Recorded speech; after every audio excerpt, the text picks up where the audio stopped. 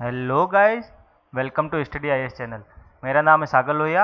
आज हम पढ़ने वाले हैं इंटीग्रेटेड थिएटर कमांड के बारे में। ये क्या होते हैं, इसके प्रोज एंड कॉन्स क्या हैं, बिल्कुल डिटेल्ड एनालाइज होगा और ये अभी क्यों न्यूज़ में है। तो चलिए शुरू करते हैं बिना किसी देरी के। सबसे पहले हम देख लेते हैं ये न्यूज़ में क्यों है। अभी एक हाई लेवल कमेटी फॉर्म करी गई है जो डिस्कस करेगी और कंसल्ट करेगी about integrated tri service theatre command के बारे में। और इस मीटिंग को होस्ट करा था, हेड करा था हमारे बिपिन रावत साहब ने, जो हमारे करंटली सीडीएस है, चीफ ऑफ डिफेंस स्टाफ। और ये किन के साथ मीटिंग हुई थी? With vice chief of army, navy and the air force. और ये कमेटी क्या करेगी? ये कमेटी पूरे इशू को एग्जामिन करेगी और उसका वे फॉरवर्ड निकालने, उसकी कुछ सॉल्यूशन निकालने का काम करेगी अबाउट थिएटर कमांड के बारे में। और फिर इसका जो फॉर्मल नोट होगा वो हमारे सीसीएस को दिया जाएगा, कैबिनेट कमेटी ऑन सिक्योरिटी के बीच में। तो गाइज सबसे पहले हम समझते हैं इंटीग्रेटेड थिएटर कमांड होता क्या है। एकदम सिंपल वर्ड में या एकदम सरल शब्दों में कहे, यूनिफाइड कमांड अंडर, यानी कि एक ही कमांड होगा, एक ही हेड होगा जो आर्मी, नेवी और एयरफोर्स का होगा। यानी कि अभी तो एयरफोर्स का चीफ होता है, नेवी का चीफ है, और एयरफोर्स का एयर मार्शल है, जो एयरफोर्स के जो चीफ होते हैं। तो वो सब अलग अलग, इनके तीनों के अलग अलग चीफ होते हैं, लेकिन इन तीनों का भी एक चीफ होगा जो कहलाएगा इंटीग्रेटेड थिएटर कमांड के बीच में। और ये अगर मिलिट्री की टर्मोलॉजी में कहे, ये एक ऑर्गेनाइजेशनल यूनिट है जो मिलिट्री कमांडर, और उसके लिए मिलिट्री कमांडर रेस्पॉन्सिबल होता है।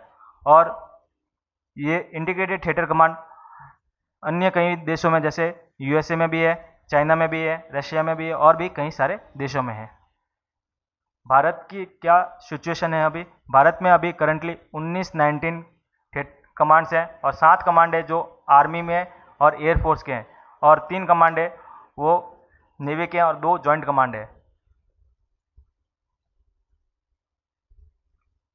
और जो एक जॉइंट कमांड है वो है अंडमान एंड निकोबार आइलैंड में, और दूसरा लॉजिस्टिक कमांड है जो लॉजिस्टिक सर्विस प्रोवाइड करता है। और अभी भारत के डिफेंस को लेके या भारत की आर्मी में क्या चेंजेज आए, वो पहला चेंजेज आया वो बने CDS, chief of defence service. यानी कि ये अभी हाल ही में रिसेंटली अनाउंसमेंट हुई थी, इसकी पोजीशन अभी क्रिएट करी गई है। और एक और नया क्रिएशन है, departmental of military affairs, DMA, जो डिफेंस फोर्स को इंटीग्रेट करने का और उसको एडवांस करने का काम करेंगे। अभी आप देख सकते हैं कहाँ कहाँ कमांड्स हैं, या ऊपर है जम्मू कश्मीर के उधमपुर में नॉर्दर्न कमांड, शिमला में है एक और कमांड है, चांदी मंदिर में एक वेस्टर्न कमांड है। थोड़ा साउथ में देख लेते हैं, तिरुवनंतपुरम में है एक command, southern command. Naval command है कोची के अंदर, और ट्रेनिंग कमांड है बेंगलोर के अंदर। ईस्टर्न साइड में यहाँ पे विशाखापट्टनम में यहाँ ईस्टर्न नेवल कमांड है। बंगाल में कोलकाता का ईस्टर्न कमांड है, और शिलोंग में ईस्टर्न कमांड है। तो ये सब ध्यान रखते हैं, भारत की सिक्योरिटी का ध्यान रखते हैं। तो वेस्ट, ईस्ट, साउथ, तीन कमांड हो गए यहाँ पे। और एडिशनल कमांड क्या हो सकता है? एक साइबर कमांड भी होना चाहिए, जो साइबर सिक्योरिटी है आज के टाइम जो सबसे बड़ा थ्रेट हो सकता है। एक स्ट्रेटेजिक फोर्स जो एकदम स्ट्रेटेजिक निर्णय लेके, हाँ बहुत ही इंपॉर्टेंट निर्णय लेना है। एक लॉजिस्टिक का निर्णय के लिए कमांड होना चाहिए, और एक होना चाहिए एयर डिफेंस कमांड, जो भी एयर डिफेंस के एसेट्स है उनको कैसे मैनेज करना है। एक स्पेस कमांड होना चाहिए। आपको भी पता है अभी गाइस काफ़ी ज़्यादा टेक्नोलॉजी हो गई है, हमारे कोई भी मिसाइल्स या हमारे कोई भी सैटेलाइट्स को वो डिस्ट्रॉय कर सकते हैं। तो इस टाइप का भी कुछ कमांड होना चाहिए, ऐसे कमेटी द्वारा बताया गया है। क्या थिएटर कमांड एक नया आइडिया है? नहीं, ये जब भारत में कारगिल युद्ध हुआ था 1999 में, उसके बाद इसकी चर्चा काफ़ी ज़ोरों से हुई थी, इस पर काफ़ी ज़्यादा डिस्कशन हुआ था, और कई लेवल्स में इसकी डिस्कशन हो चुका है। जब जनरल विपिन रावत साहब सीडीएस बने, तब उन्होंने कहा था कि मैं कुछ ऐसा अपने टेन्योर के अंदर ऐसा कुछ कमांड फाइनली एक डिजाइन टेबल पे ला के रखूँगा। और सीडीएस की जो पोजीशन होती है गाइज, वो 3 सालों के लिए होती हैं। और जो हमारे विपिन रावत साहब है, उन्होंने एक कमीशन बैठाया है जिसने स्टडी करी है कि हम इस पर कैसा करेंगे। जो अभी vice chief of the force हैं, जो भी वो फाइनल रिपोर्ट अपनी देंगे। जनरल विपिन रावत साहब ने पिछले साल कहा था कि मैं एक कमांड जो एयर डिफेंस कमांड है वो सेटअप कर दूंगा या वो फॉर्मुलाइज कर दूंगा, लेकिन कोविड के कारण और भी कई मल्टीपल फैक्टर्स के कारण ये प्रोसेस डिले हो गया है। लेकिन अभी सोर्सेज या ऑफिशियल्स के हिसाब से इस साल एक कमांड बन सकता है, जो मे भी पॉसिबिलिटी एयर डिफेंस कमांड, क्योंकि अभी हम देख सकते हैं अरुणाचल प्रदेश और लद्दाख के एरिया में चाइना काफ़ी अग्रेशन दिखा रहे हैं। इसके कारण मे भी पॉसिबिलिटी है कि ये जल्दी से जल्दी काम हो जाए। थिएटर कमांड के एडवांटेज क्या होते हैं? थिएटर कमांड का सबसे बड़ा एडवांटेज होता है कि कंट्रोल ओवर मोर वेराइड रिसोर्सेज, यानी कि एक ही कंट्रोल रहेगा, प्योर सेंट्रलाइजेशन प्रोसेस हो जाएगा और एक ही कमांड के इंस्ट्रक्शन पे ये काम करेगी air force, army and the navy. ये सबसे बेनिफिट रहेगा और काफ़ी प्लानिंग, एक कंस्ट्रक्टिव प्लानिंग निकल के आएगी। और पाकिस्तान के लिए एक वेस्टर्न कमांड अलग से होना चाहिए और चाइना के लिए भी एक ईस्टर्न कमांड अलग से होना चाहिए। वेस्टर्न कमांड भी कह सकते हैं हम, नॉर्दर्न कमांड भी कह सकते हैं पाकिस्तान के कंसर्न में। और यहाँ पे चाइना के बॉर्डर के पास हमें एक ईस्टर्न कमांड होना चाहिए। और जो भी इंटीग्रेटेड थिएटर कमांड होगा वो कोई भी इंडिविजुअल सर्विस के लिए आंसरेबल नहीं होगा, लेकिन जैसे कि आर्मी ने कहा कि ये हमारे साथ गलत हो रहा है या हम ऐसा नहीं कर सकते, तो वो उसके लिए कोई आंसरेबल नहीं रहेगा। और सबसे बड़ा फायदा होगा डुप्लीकेशन ऑफ द रिसोर्सेज, यानी कि हमें काफ़ी ज़्यादा डुप्लीकेशन हो जाते हैं कि हमें ये हथियार भी चाहिए, वो AK-47 भी चाहिए हमको, राफेल जेट भी चाहिए हमको, मिराज बॉम्ब भी चाहिए, तो उसकी डुप्लीकेशन नहीं होगी। एक प्रोसीजर के हिसाब से, एक प्रॉपर मैनेजमेंट के हिसाब से ये काम करेंगे और इससे भारत की आर्मी काफ़ी ज़्यादा मजबूत होगी या भारत की ओवरऑल डिफेंस एरिया काफ़ी ज़्यादा मजबूत हो जाएगा।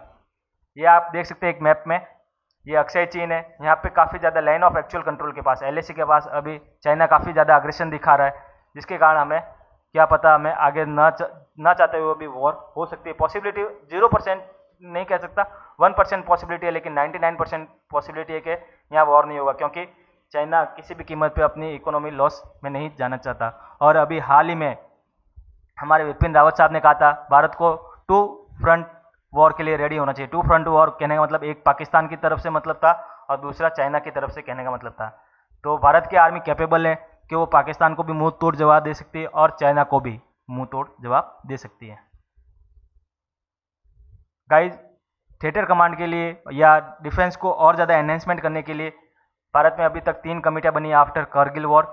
जो सबसे पहली कमेटी बनी थी करगिल रिव्यू कमेटी, उसके बाद कमेटी एक और आई नरेश चंद्रा कमेटी और शेतकर कमेटी। तो जो नेक्स्ट उसके 5 रिफॉर्म सजेस्ट करे गए थे जो लास्ट 20 सालों में, लेकिन अभी तक ये इम्प्लीमेंट नहीं हो पाए।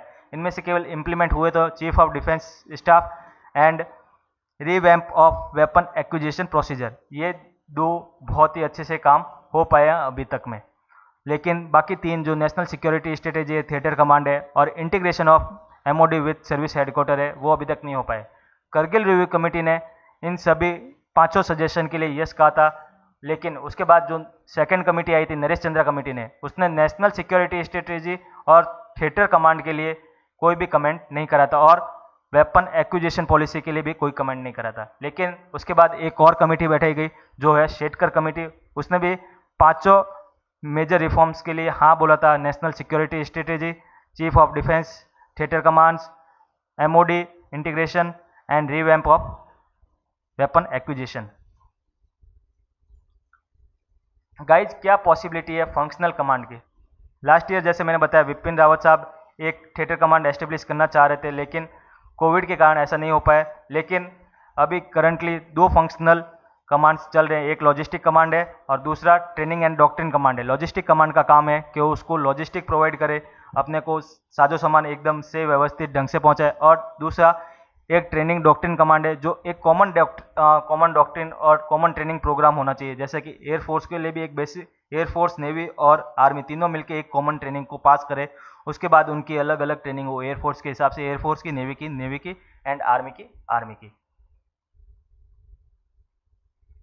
और गाइज, थिएटर कमांड के अगेंस्ट में क्या आइडिया या उसके ये क्यों अननेसेसरी आइडिया है? इसका सबसे पहला रीज़न है कि वर्ल्ड वॉर 2 के बाद काफ़ी ज़्यादा वॉर मोरिंग ज़्यादा हो गई थी USA और रशिया की तरफ से, इस कारण वहाँ पे थिएटर कमांड की पॉसिबिलिटी दिख रही थी। लेकिन भारत एक शांतिप्रिय देश है और एक काफ़ी फास्टेस्ट ग्रोइंग इकोनॉमी है, तो भारत को ऐसी गलती नहीं करनी चाहिए।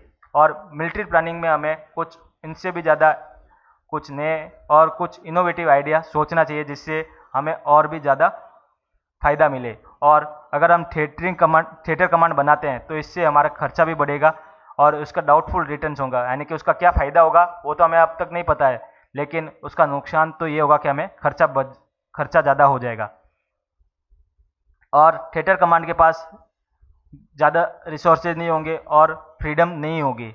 और हम कोई यूएस या नाटो नहीं है या कोई चाइना नहीं है कि हमें किसी दूसरे देश पे हमला करना पड़े। हम शांतिप्रिय इंसान हैं, लेकिन गाइस हमारे पास पड़ोस में एक तरफ चाइना है और दूसरी तरफ पाकिस्तान है, तो उसके हिसाब से हमें एक बेटर प्लानिंग करके हमें अपनी आर्मी, अपने डिफेंस को ज़्यादा मजबूत बनाना चाहिए और ज़्यादा एडवांस बनाना चाहिए। वे फॉरवर्ड में मैं ये कह सकता हूँ कि in future wars we accept military action to be shift and objective in mate in days और वीक्स, यानी कि बहुत ही मिलिट्री एक्शन एकदम काफ़ी ऑब्जेक्टिव होगा और पिन पॉइंट पे होगा और हमें अपनी थिंकिंग को बहुत ही ज़्यादा मॉडर्नाइज करना चाहिए और काफ़ी इनोवेटिव सॉल्यूशन लाना चाहिए। और आज के टाइम गाइज एक साइबर सिक्योरिटी बहुत ही बड़ा थ्रेट बन के उभर रहा है, उसके बारे में हमें ज़रूर डिस्कशन करना चाहिए। गाइज आपका क्या विचार है इस थिएटर कमांड के बारे में, आप मुझे नीचे कमेंट सेक्शन में आंसर दे सकते हैं। इसी नोट के साथ आप सबका बहुत बहुत धन्यवाद। आप सब पढ़ते रहिए, खुश रहिए और आपने हमारे चैनल को सब्सक्राइब नहीं करा है तो जल्दी से सब्सक्राइब भी कर दीजिए और मेरे साथ कहते रहिए जय हिंद, जय भारत।